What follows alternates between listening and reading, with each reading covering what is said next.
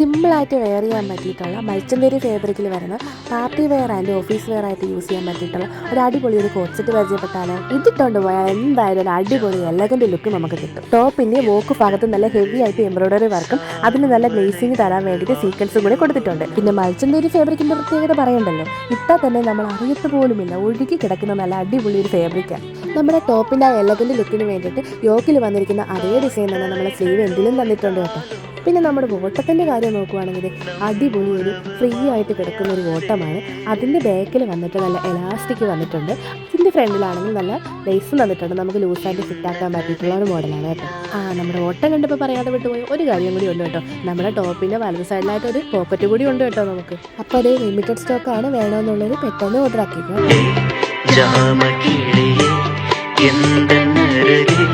സാറും വലയിൽ വായോ